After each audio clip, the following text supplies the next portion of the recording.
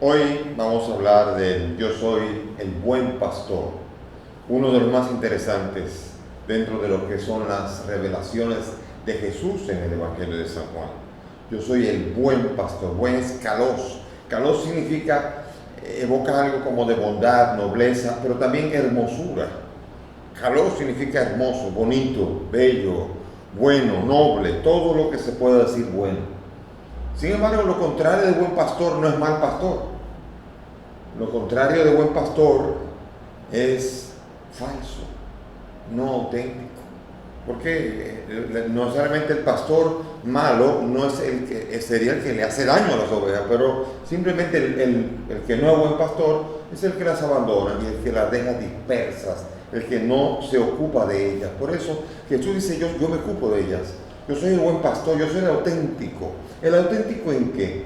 Ese tema está ya del buen pastor, del pastor, está ya presentado en el Antiguo Testamento de muchas maneras. Por ejemplo, en el capítulo 23 de Jeremías lo dice. Dice así: ay de los pastores que dejan perderse y desparramar las ovejas de mis pastos. Así dice Yahvé, Dios de Israel, tocante a los pastores que apacientan a mi pueblo. Ustedes han dispersado las ovejas mías, las empujaron y no las atendieron. Miren que voy a pasarles revista por sus obras y recogeré el resto de mis ovejas de todas las tierras a donde las empujé. Las haré retornar a sus estancias. Pondré al frente de ellas pastores que las apacientan y nunca más estarán asustadas ni medrosas. Oráculo de Yahvé. Vienen días en que suscitaré un germen de David, justo que reinará, un rey prudente que practicará la justicia y el derecho. Recuerden que con Jeremías ya David había desaparecido. Está hablando de un germen, de una semilla, de un descendiente de David. Y este tema está expresado en el Antiguo Testamento en cantidad de profetas, donde el pueblo de Israel es visto como un rebaño y como los que guían al pueblo de Israel, como pastores que debieron orientar bien y debieron cuidar, sobre todo a los más débiles dentro del rebaño, y no lo hicieron. Y por eso son los malos pastores.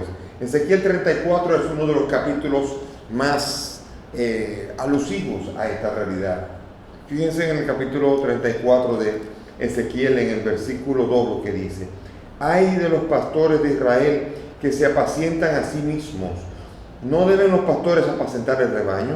Ustedes se han tomado la leche, se han vestido con la lana, han sacrificado las ovejas más gordas, no han apacentado el rebaño, no han fortalecido a las ovejas débiles, no han cuidado a la enferma ni curado a la que estaba herida, no han tornado a la descarriada ni buscado a la perdida, sino que la han dominado con violencia y dureza, y ellas se han dispersado por falta de pastores, se han convertido en presa de las fieras. Mi rebaño anda errante por todos los montes. Y más adelante en el versículo 11, porque así dice el Señor Yahvé, aquí estoy yo mismo cuidaré de mi rebaño y velaré por él, como un pastor vela por su rebaño cuando se encuentra en medio de sus ovejas dispersas. Así velaré yo por mis ovejas, las recobraré, las que se habían dispersado, las sacaré de medio de los pueblos y las reuniré y las pastorearé por los montes de Israel, las apacentaré en buenos pastos. Así vemos nosotros cómo Dios mismo se compromete. Él dice, es que ninguno está guiando al pueblo, yo mismo me encargo de cuidarlas. Él ha anunciado, Él ha dicho que Él se encargaría, que iba a suscitar un pastor, como lo dice Zacarías 11:16. Y por eso, cuando se hablaba del pastor que tenía que venir, era una alusión mesiánica, el Mesías que tenía que venir. Era una alusión a una característica de las esperanzas del pueblo, que viniera alguien a guiarlos. El pueblo se sentía como ovejas sin pastor, espera, confía en Dios, solo en Dios puede poner su confianza. ¿Cómo podrá ser guiado si no es Dios que lo guía? Por esto el salmista se encarga de entonar uno de los salmos más hermosos y más conocidos en el Salterio. En el grupo del Salterio, el Salmo 23, el buen pastor, este salmo majestuoso que produce la seguridad que el pueblo necesita. El Señor es mi pastor, nada me falta. Prados de fresca hierba me apacienta, en aguas de reposo, aunque pase por valle tenebroso. Esa seguridad que evoca el Salmo 23 hace sentir al que canta el Salmo la certeza de que Dios se va a encargar de él y de su pueblo entero. Él es el pastor, Dios es el pastor. ¿Cómo poder experimentar al pastor tan de lejos cuando lo necesitamos cerca? Sin embargo, así ocurre, porque la seguridad, ¿quién no necesita seguridad? Necesitan seguridad los débiles, los enfermos, los pobres, los niños, los ancianos, las viudas, las mujeres. Los más frágiles y los más vulnerables necesitan seguridad. Y Jesús es el pastor y Él mismo se llama el buen pastor. Por eso en el capítulo 10 del Evangelio de Juan nosotros vemos que Él dice: yo soy el buen pastor, el que da la vida por sus ovejas. Está anunciando primero claridad de destino. Está dándole un destino. Siendo Él el buen pastor, nos da destino para saber hacia dónde vamos. Seguridad en el camino y sobre todo provisión. Ninguna necesidad durante el trayecto hacia llegar al destino final. Eso es lo que nos proporciona el pastor. El buen pastor es uno de los motivos más lindos y más evocados en las catacumbas de Roma. Los primeros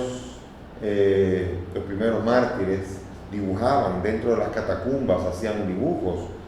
Los 3 dibujos más conocidos eran primero el buen pastor, que apareció en 114 ocasiones, el dibujo del pastor con la oveja evocando a Jesús, el buen pastor.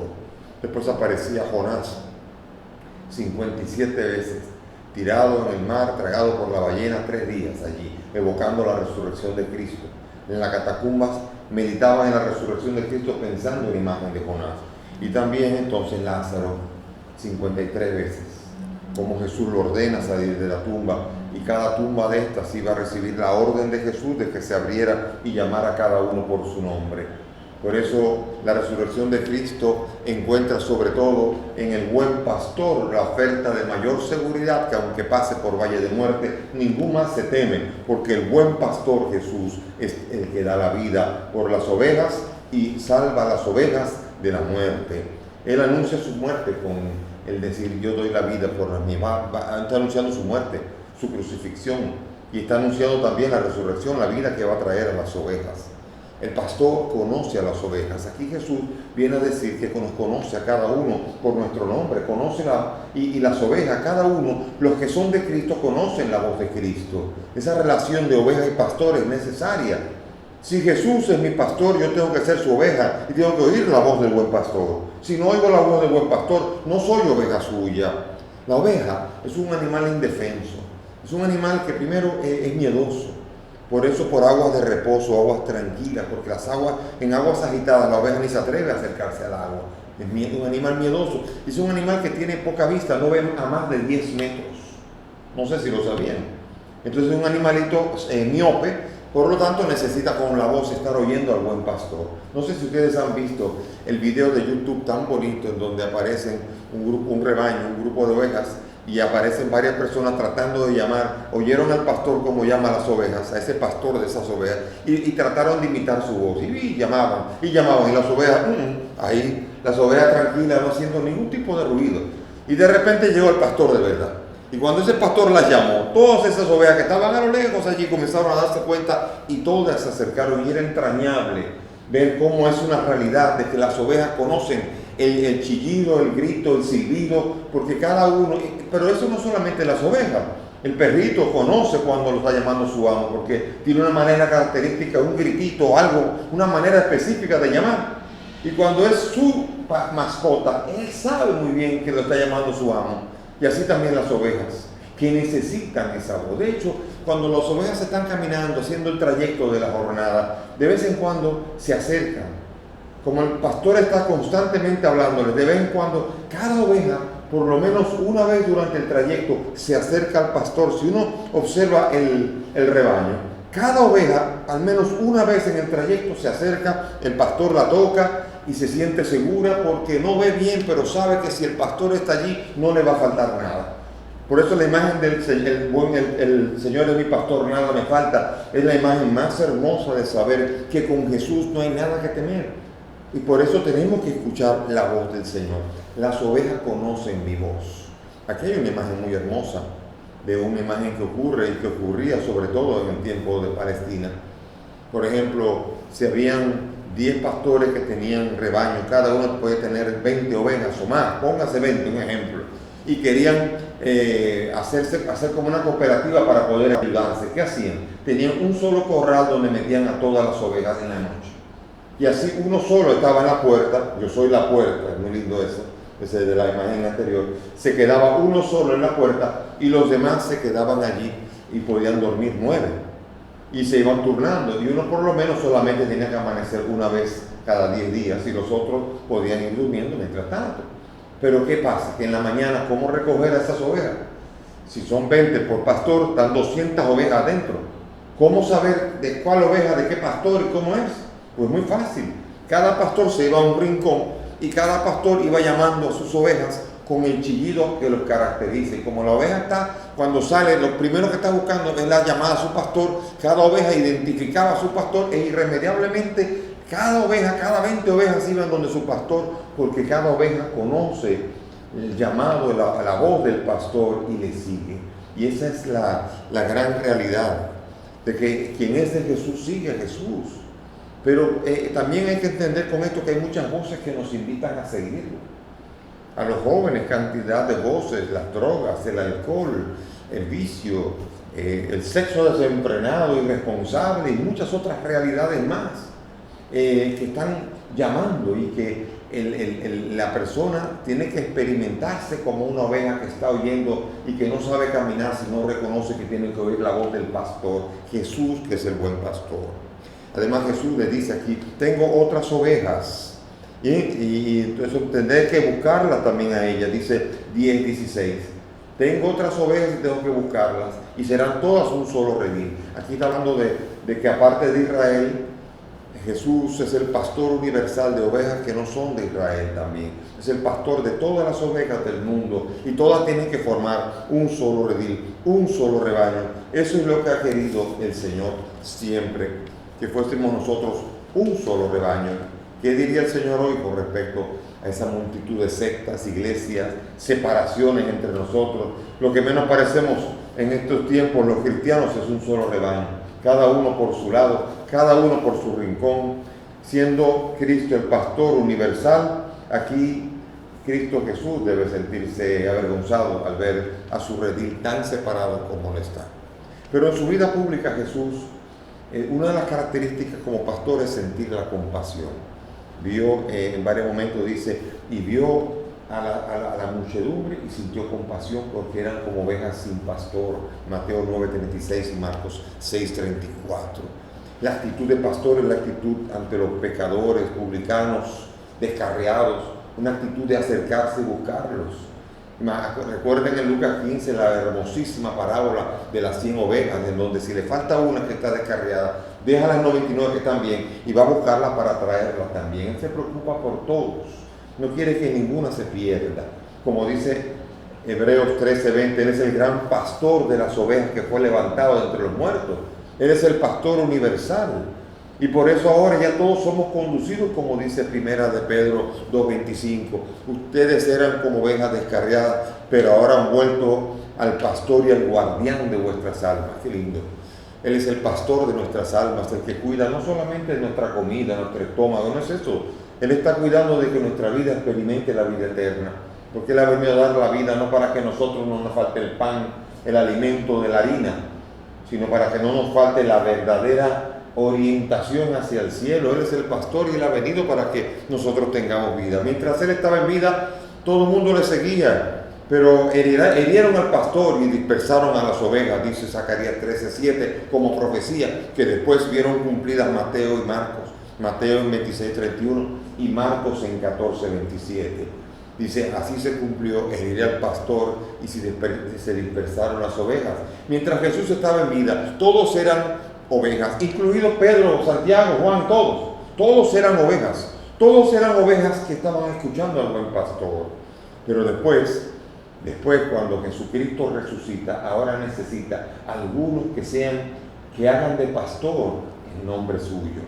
Recuerden el capítulo 21 de Juan, cuando Jesús se acerca a Pedro y le pregunta 3 veces, Pedro, ¿me amas? A cada una de esas ocasiones que dice él, apacienta mis ovejas. O sea, Pedro recibe la misión de ser pastor, pero pastor de ovejas que son de Jesús. Y eso es lo que nunca se nos puede olvidar. A nosotros los pastores somos pastores, pero pastores que cuidamos las ovejas que son del Señor Jesús. Eso es muy importante entenderlo, una dimensión muy importante para que no se olvide y para que no se le suba a la cabeza al pastor que las ovejas son suyas, porque no lo son. Por eso Dios suscita pastores al modo de Cristo, cuyas ovejas no son suyas. A nosotros nos protege la sangre de Cristo, la sangre del buen pastor. Por eso una de las características actuales del buen pastor es ir sobre todo a buscar a las que más necesitan.